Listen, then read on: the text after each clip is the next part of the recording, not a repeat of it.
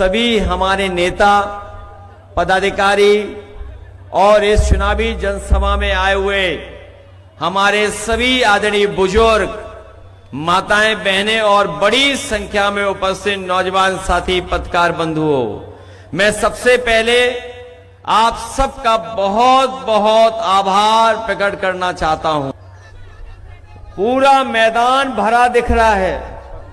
मैदान के बाहर, सड़क के उस पार जहां हेलीकॉप्टर है, हेलीकॉप्टर के बाहर छत भी पूरी भरी दिखाई दे रही है। जहां ये मंदिर का प्रांगण है, उसके आगे की छत भरी दिखाई दे रही है। दाईं तरफ, पीछे बड़ी संख्या में लोग दिखाई दे रहे हैं और ये समर्थन बता रहा है कि इस बार महागठबंधन की सरकार बनने जा रही है। और इस जनसभा में आए हुए जो सुबह से लोग इकट्ठे हुए हैं, मैं इनके चेहरे पढ़ सकता हूं और ये चेहरे की खुशी हमें बता रही है कि इस बार पढ़े लिखे शिक्षक, शिक्षा को समझने वाले, जागरूक और समाज में क्या परिवर्तन आ रहा है, देश में किस दिशा में राजनीतिक दल लेकर के जा रहे हैं, ऐसे बुद्धिजीवी प्रत्याशी हमारे जो यहां पर आपके बीच में डॉक्टर प्रोफेसर विष्णुदेव जी सबसे ज्यादा वोटों से जीत करके जा रहे हैं। मैं जब से बिहार में आया हूं, मैं अलग सा उत्साह देख रहा हूं। बिहार बदलेगा जब सरकार बदलेगी। ये तमाम लोग सरकार बदलने वाले लोग हैं।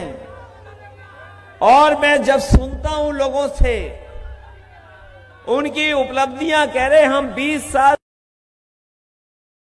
से बिहार को आगे ले जा रहे हैं। आपको 20 साल का हिसाब किताब नहीं, 20 साल यहां की सरकार और दिल्ली की लगभग 11 साल, बताओ कितने साल हो गए हैं।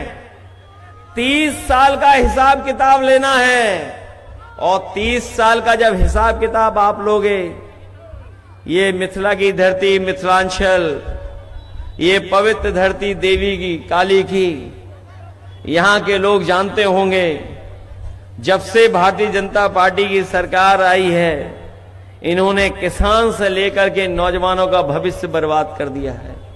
ये बिहार वो प्रदेश है जिसने समय समय पर संकट से बचाया है।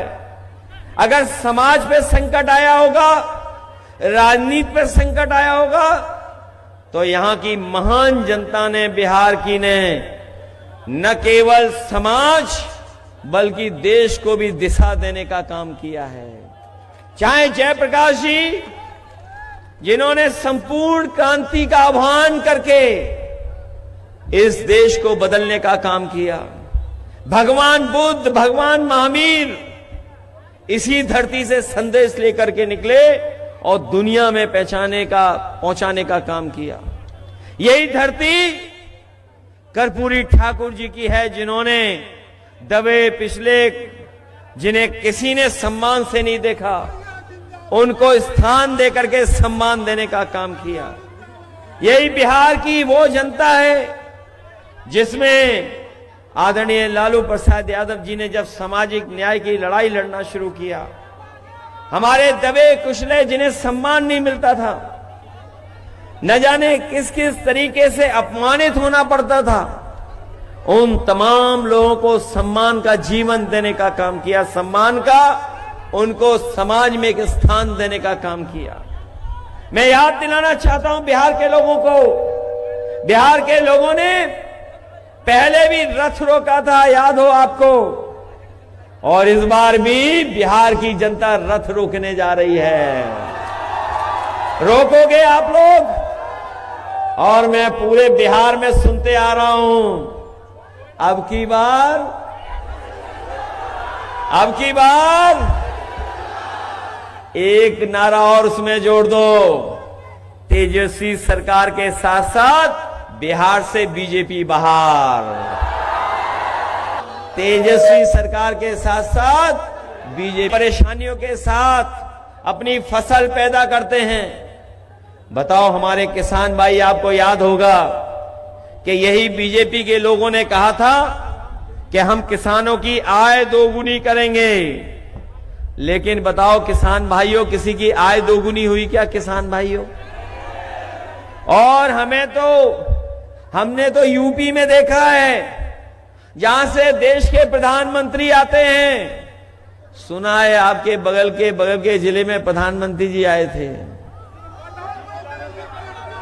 जाने कहां आए थे? दिल्ली से आ रहे हैं आजकल समझाने, लेकिन अपने प्रदेश में नहीं समझा पा रहे हैं।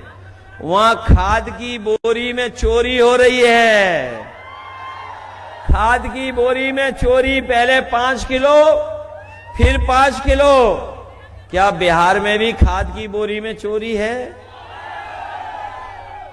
जब किसान को खाद चाहिए तो खाद नहीं, और खाद के साथ साथ सुना है राशन में भी बड़ी हेराफेरी हो रही है।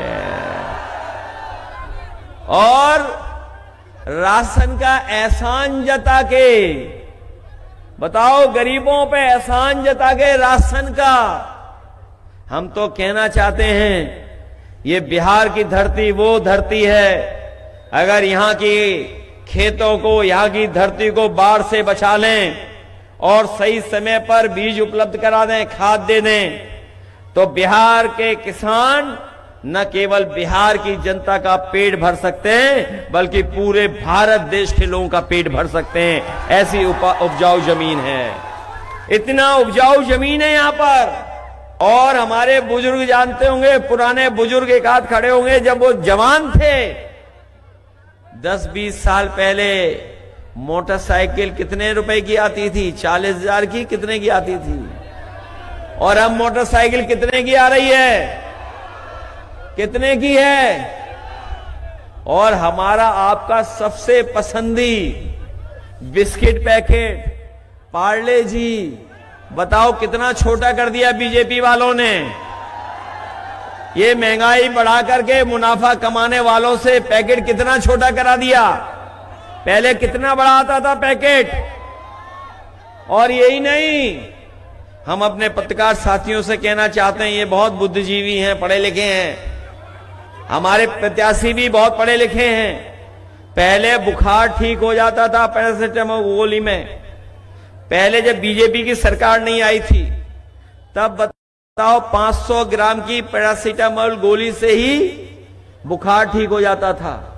आज बताओ डोलो वाली लेनी पड़ती है। कितने एमजी की है बताओ? 600। बताइए 650 में बुखार उतर रहा है। पहले कितने में बुखार उतरता था? बीजेपी की सरकार नहीं आई थी तब बताइए, हमारे गरीबों का, हमारा आपका बुखार 500 एमजी में ही उतर जाता था एक पैरासिटामोल गोली में। अब वो नई गोली है डोलो, 650 की खानी पड़ती है, तब जाकर के बुखार उतरता है। बताओ बेईमानी कर रहे हैं कि लोग ये नहीं कर रहे हैं बेईमानी? कितनी बेईमानी कर रहे हैं। ये कहते थे कि डॉलर ऊपर जा रहा है, रुपया नीचे जा रहा है। और पहले जब ये बीजेपी नहीं आई थी तब 60 रुपए में $1 आ जाता था, और आज 90 रुपए में $1 आ रहा है। महंगाई बढ़ाई है।